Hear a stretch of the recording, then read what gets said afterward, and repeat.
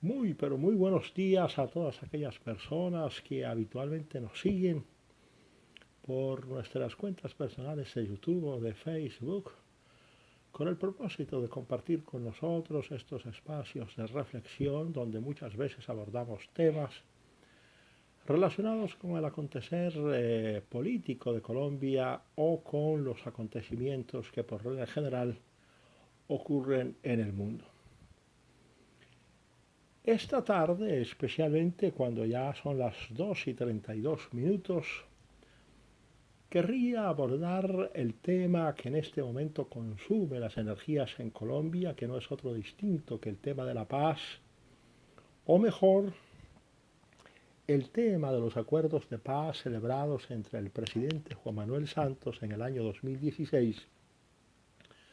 con la cúpula de las Fuerzas Armadas Revolucionarias de Colombia, representadas en cuanto a la firma del Tratado de Paz o del Convenio de Paz por el señor Timochenko. Hasta este momento lo que se sabe perfectamente acerca de los antecedentes del acuerdo de paz es el hecho de que Juan Manuel Santos logró una victoria importante en las elecciones presidenciales del año 2014 como consecuencia directa de haber prometido para Colombia la celebración de unos acuerdos de paz con la guerrilla colombiana, a fin de que a partir de ese momento termináramos o diéramos por terminado un ciclo de violencia que según el imaginario colectivo y según el propio mito colombiano habría tenido algo así como 50 o 60 años. Es decir, que habíamos estado los colombianos sumergidos en un clima de violencia generado, según ese mito, exclusivamente por las guerrillas de las FARC a lo largo de 50 o 60 años. Sin embargo, observo que independientemente de que se haya celebrado el acuerdo de paz en los primeros días de diciembre del año 2016 y que posteriormente se hayan agotado bastante las energías colombianas en la tarea de implementar el proceso de paz a través de unas leyes que se expidieron mediante la aprobación de unos trámites excesivamente laxos en el Congreso, lo cierto es que en Colombia no se respira un clima de paz. Lo cierto es que en Colombia no se puede decir, como lo dijo Santos ante las Naciones Unidas, señoras y señores, en Colombia ha terminado el conflicto. La gran verdad es que el conflicto colombiano continúa independientemente de que algunos guerrilleros de las Fuerzas Armadas Revolucionarias de Colombia hayan suscrito ese acuerdo de paz de diciembre del año 2016 en el Teatro Colón, pero también independientemente de que se hable continuamente de la paz y de las ventajas que eventualmente traería para la paz en Colombia la implementación de los acuerdos, especialmente de la creación de una jurisdicción especial para la paz que estaría llamada, como en efecto está, a investigar y a juzgar todas aquellas conductas que impliquen la comisión de delitos de aquellas personas que hubiesen estado involucradas en el conflicto armado colombiano o de terceras personas que hubiesen cometido delitos o presuntos delitos con ocasión del conflicto y que voluntariamente decidan someterse a la competencia de la Jurisdicción Especial para la Paz. Pero ahora más que lo que pudimos haber logrado, de lo que hemos podido lograr hasta este momento, me interesa analizar cuáles son las razones por las cuales, independientemente de que firmamos un acuerdo de paz e independientemente de que se aprobaron una gran cantidad de leyes a través del procedimiento especial, todavía en Colombia exista un clima de polarización excesivo entre los que se suponen amantes de la paz y por lo tanto partidarios de los acuerdos de La Habana y aquellos que se consideran que no solamente no son afectos a los acuerdos de La Habana, sino que muchas veces son calificados de guerreristas o de amigos de la guerra. Yo particularmente entiendo que el proceso de paz que se celebró en el año 2016, tiene muchísimos vacíos, muchísimas inconsistencias, comenzando por el hecho de que se dejó, como quedó demostrado el día del plebiscito del 2 de octubre del año 2016, a por lo menos el 50% de los colombianos por fuera de ese proceso de paz, porque ellos fueron lo suficientemente explícitos en condenar los términos en que había sido pactado el proceso de paz y por lo tanto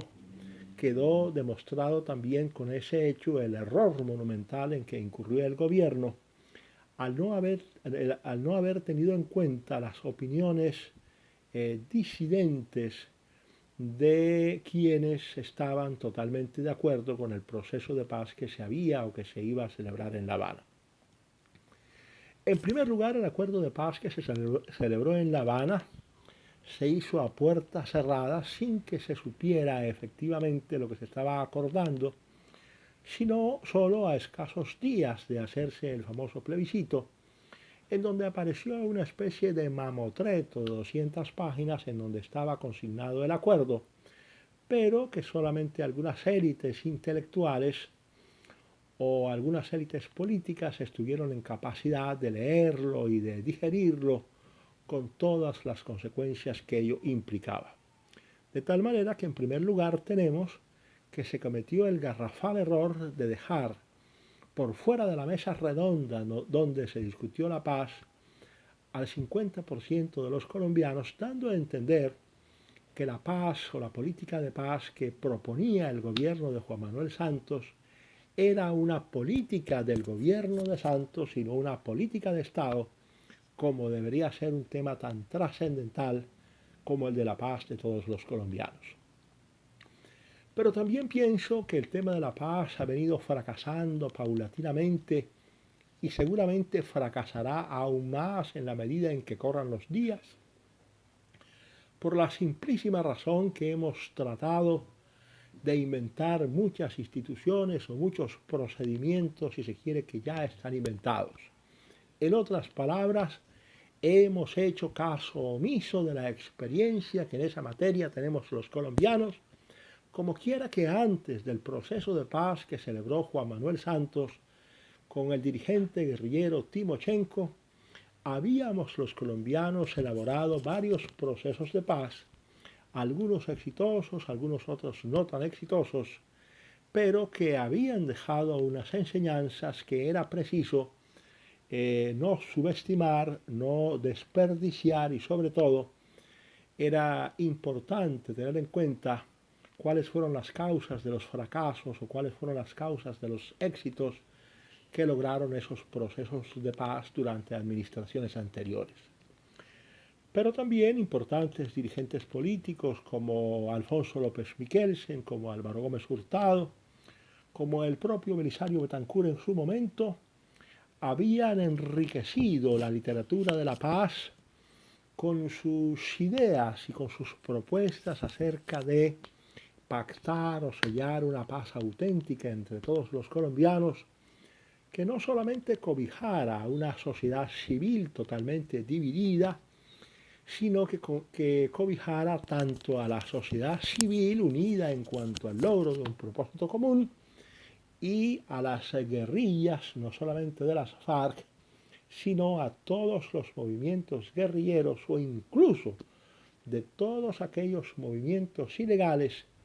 que pululaban a lo largo y ancho del territorio colombiano con el propósito de pactar, con el propósito de sellar una paz que efectivamente fuese lo suficientemente amplia y lo suficientemente duradera.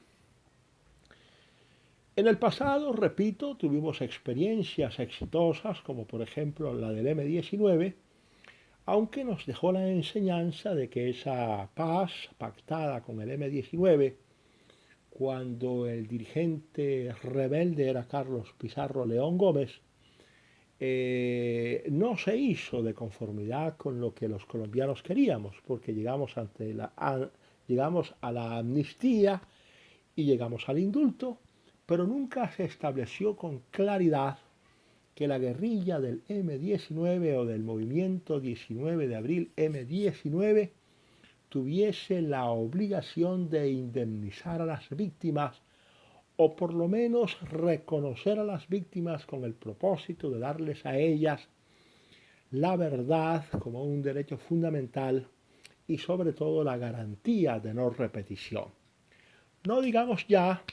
la reparación integral, que es un concepto relativamente novedoso,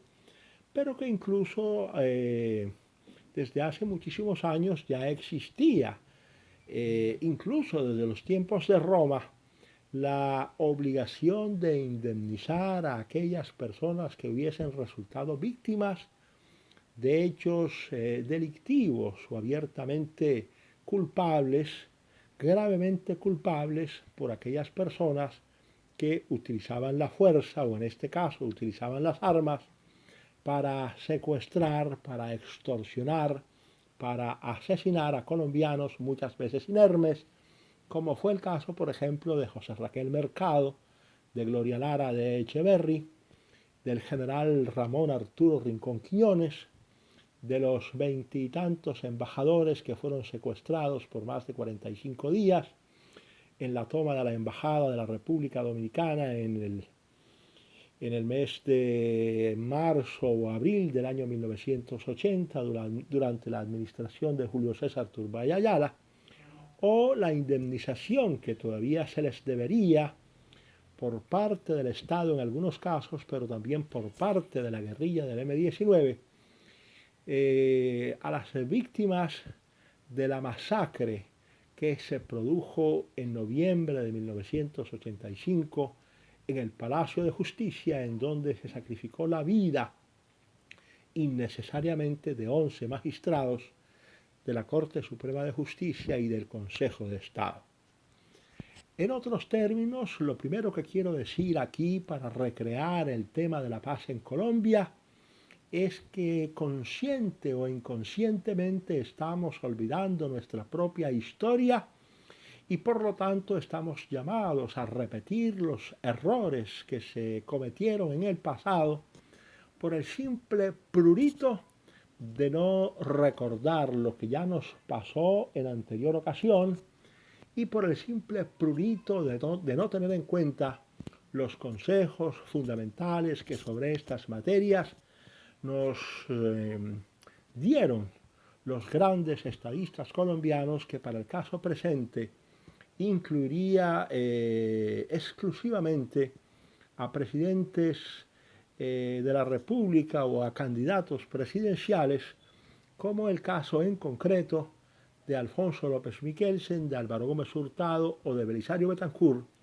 que sobre la materia de la paz y de la manera como se debería